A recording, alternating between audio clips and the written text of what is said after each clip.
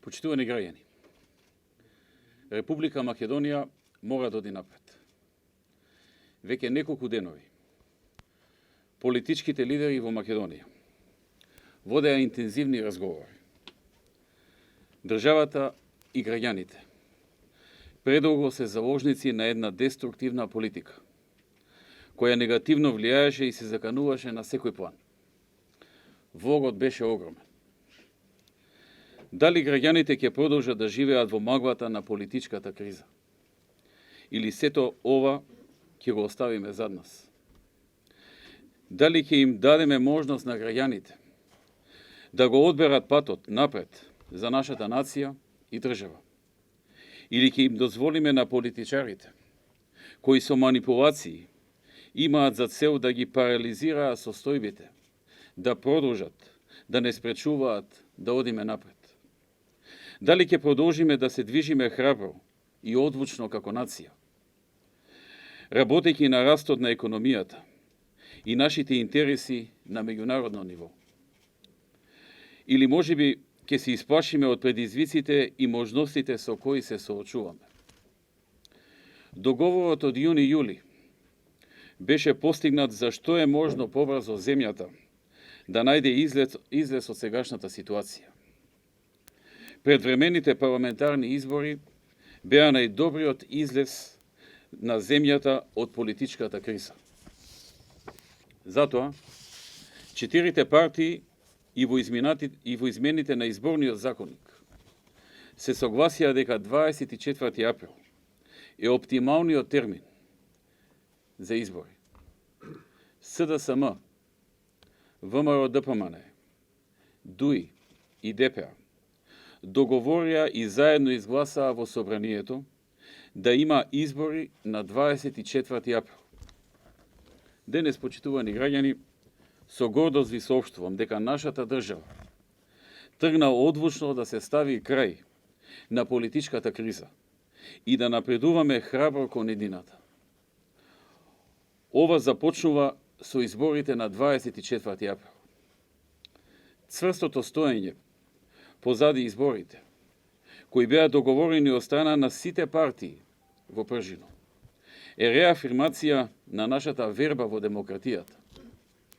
Ова е реафирмација на основното верување дека сета моќ на нашата влада доаѓа од вас, од граѓаните. Ова е реафирмација дека единствениот начин да напредуваме како држава и нација, лидерите да ја стават волјата на народот пред нивните сопствени амбиции и лични интереси. ВМРО-ДПМН и Коалицијата за подобра Македонија денеска се откажаа од сите забелешки кои ги имаше во однос на методологијата за прочистување на избирачкиот список предложена од страна на Државната изборна комисија. Партијата и коалицијата денеска целосно ја прифати предложената методологија, за чие спроведување, како што бевме информирани и ние, и комесарот Хан, има и капацитети и време.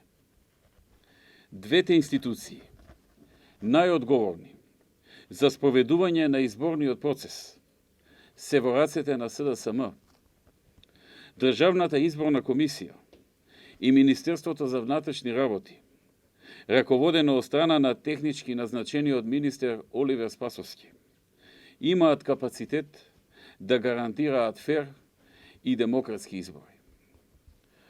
Почитувани граѓани, време е да одиме напред. За многу години од денес, сите ние ќе може да погледнеме назад и да кажеме: ова беше денот кога заврши политичката криза. Тогаш ќе може и да погледнеме наназад и да кажеме: на 24 април народот го даде мандатот, со кој нашата држава тргна одлучно по патот на нов просперитет, нови работни места, повисоки плати, меѓународен углед и политичка стабилност. Од денес се јавува една нова светлина. Денес работите се променети. Дискусиите за одлуките повеќе не се помеѓу политичарите. Од денес дискусиите за судбината на нашата држава и нација ги водите вие. Од денес зборува народот на оваа држава. Пред вашите домови, на вашите работни места, во кафетерии и ресторани, насекаде во вашите места, ќе разменувате идеи. Идеи меѓу себе за тоа каква држава сакаме да имаме и како ќе ја направиме подобро место за живење за сите нас. Вие одлучувате за националните приоритети и за националните интереси, за државните интереси. Бидејќи во демократијата тоа е единствено ваш избор.